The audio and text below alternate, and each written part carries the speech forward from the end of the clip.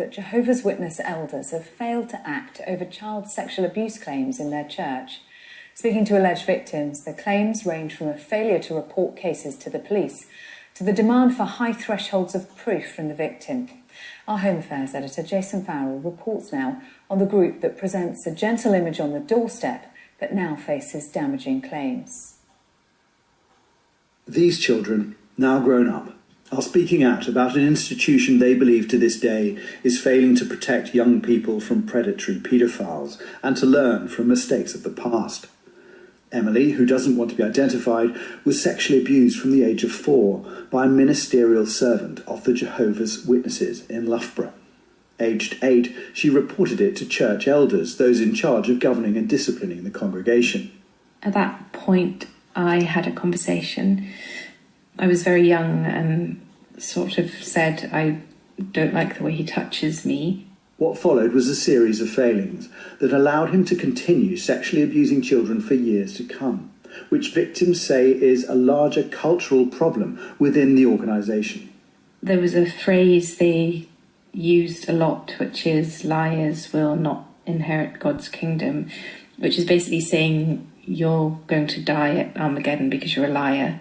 Speaking about Jehovah became a wonderful joy. Jehovah's Witnesses have a gentle image of those spreading the faith, but believe that only they will be saved from imminent Armageddon, as depicted here in their literature.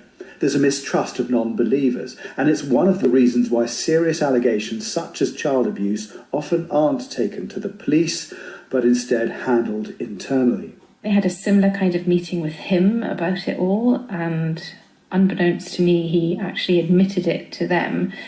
And then after that, they continued to tell me that I'd misunderstood it. There was no kind of reprimand for him.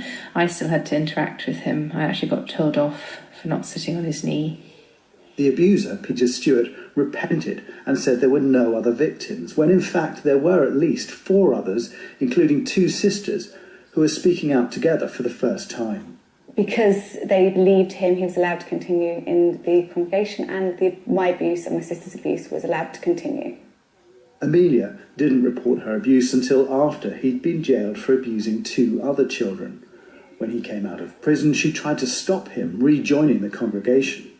Well, they decided that they didn't believe me because I didn't have a credible second witness, because they have obviously the 2-witness rule. Within the Jehovah's Witness Church, yes, a second person has to have seen what happened. They do, and it's not just the 2-witness rule. The second witness has to be a credible witness. And at this point, your sister is the other witness, is that right? That's correct, yes. Rachel, the elder sister who was abused first, wishes she'd spoken out sooner.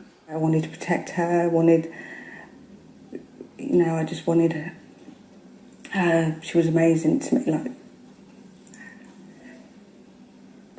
And what, you felt like you let her down because you hadn't raised what was happening to you? Yeah. I always thought that if I'd have said that first time, if I'd have spoken out that first time when he'd kissed me, it wouldn't have happened to her. Peter Stewart did apologise for the abuse in this letter to the girl's mother, but even then their testimony was not trusted. I mean, from everything you're saying to me, it sounds like the weight and gravitas of a known child sex offender is worth more than that of 3 women. Yes. Amelia successfully sued the organisation for failing to protect her. Rachel says they both could have been saved years of pain. Had they have taken note of that child that he admitted to, it wouldn't have... It just wouldn't... I could have had a few years as a child. There are 130,000 Jehovah's Witness members in England and Wales, with a large central office campus in Essex and 8.6 million members worldwide. If elders receive a complaint about child abuse, they will contact the head office here in Chelmsford, and they will consult their legal department as well as this handbook, Shepherd the Flock of God. Only elders can open it, and they are all men with no external child protection training. So what does the book tell them? Well, it reinforces much of what we've already heard. Eyewitnesses. There must be 2 or 3 eyewitnesses, not just people repeating hearsay. No action can be taken if there's only one witness. What's missing is any urgent action to protect child welfare. You're not encouraged to go to outside agencies. You won't be criticised for going to the police, but you're not actively told to do so. And if there isn't a second witness, well, it seems that's where the matter ends.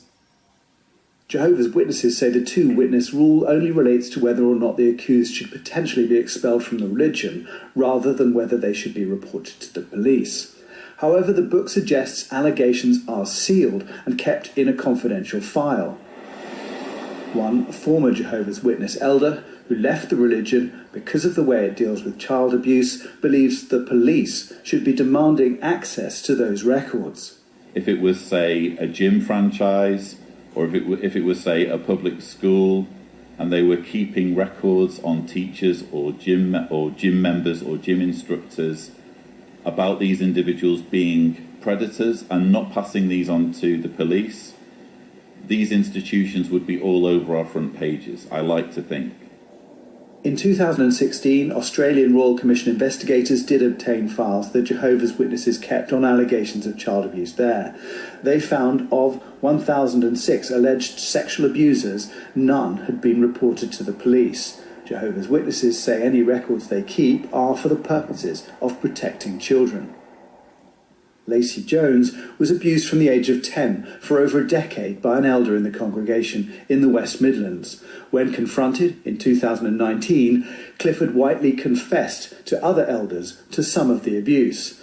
But Lacey has waived her anonymity to explain what happened when she told them she was going to the police. The first thing they said was, it's your absolute right to go to the police. However, what they don't tell you is that they will not cooperate. She asked the elders why they wouldn't hand over evidence from the confession. What was their reasoning for not helping with the investigation? Because Clifford told them in confidence, but also that in order to be able to talk to the police, they would need to step down from their position as elders. So I waited for at least one to say, therefore, I'll step down and whatever I'll say we've had the confession.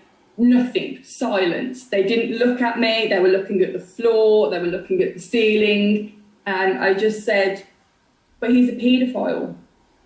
And again, without looking at me, they just said, yeah, we know. Police eventually got a record of the confession via a warrant, and Whiteley was jailed for 9 years in 2020. Suppose that someone is convicted and put in jail. Well, that would apply to... This is one of the messages to the flock, telling them only to seek truth from elders, warning them not to believe negative reports about the church in the media, not even if someone is jailed for a crime. Or someone is found guilty by men, as Jesus was. It doesn't mean that he's guilty in the sight of God. So, brothers, we really have to think about these things. All 4 women we spoke to believe the organisation's leaders put protecting its reputation ahead of protecting children, and that the religion's distrust of non-believers allows them to keep doing that. They kind of, I suppose, almost put themselves on a pedestal. They call their religion the truth, and they are the only ones that have got the correct religion, and everything else is just incorrect. You're in like a bubble, like you don't really have any interactions with the outside world, with general stuff. And actually, people that aren't part of that religion are called worldly, and you're discouraged from having anything to do with them. In a statement, the organisation said, when elders learn that someone in the congregation is accused of child sexual abuse, they immediately take steps to ensure the matter is reported to the external secular authorities as may be required by law, or if it appears that a child may be in danger of abuse. Elders do not shield a perpetrator from the legal consequences of his sin, do not interfere with law enforcement, and leave criminal matters to the secular authorities. Any suggestion that Jehovah's Witnesses cover up child abuse or in any way discourage or frown upon reporting allegations to the secular authorities is absolutely false. The independent inquiry into child sexual abuse is due to report its